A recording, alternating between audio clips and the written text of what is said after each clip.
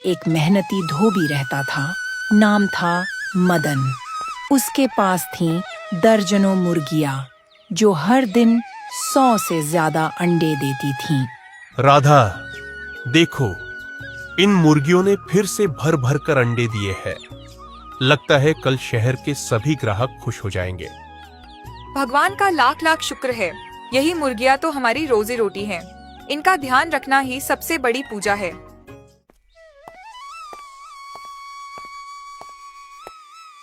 लो बीरू भैया, मिठाई खाओ। अरे, आज तो चेहरे पर बड़ी खुशी है।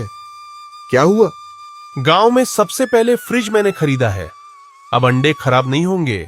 बहुत बढ़िया मदन, बहुत बढ़िया। मदन चला जाता है। इन मुर्गियों ने जैसे पैसे की मशीन खोल दी है इनके घर में। और एक हमारा हाल, गाय भी आलसी हो गई है। हर बार मिठाई लाकर हमारा मजाक उड़ाते हैं। अब कुछ करना पड़ेगा। आज रात ही मुर्गियां चुरा लाऊंगा और ऊपर से रंग लगा दूंगा। किसी को पता भी नहीं चलेगा। रात के अंधेरे में बीरू ने वो कर दिखाया जो कभी सोचा न था।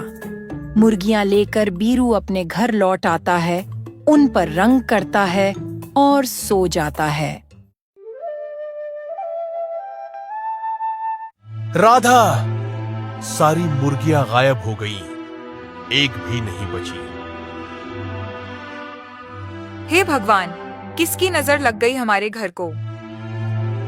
दोनों पूरे गांव में ढूंढते हैं, थके हारे जंगल में जा बैठते हैं। मुर्गियों के गायब होने से टूट चुके थे मदन और राधा। गांव भर ढूंढने के बाद जब कहीं कोई सुराग न मिला तो दोनों थके हारे जंगल की ओर निकल गए, बिना खाए, बिना कुछ बोले। किसने ले ली हमारी मुर्गियां मदन, जिनका हमने अपने बच्चों की तरह ध्यान रखा था? भगवान भी कभी कभी परीक्षा लेते हैं राधा, लेकिन ये तो बहुत कठोर परीक्षा हो गई। तभी झाड़ियों से कुर्र कुर्र की आवाज आती है। दोनों चौंक कर उठते हैं। मदन, वो देखो मुर्गियां। हाँ, ये तो मुर्गियां है। नहीं, ये हमारी वाली नहीं है।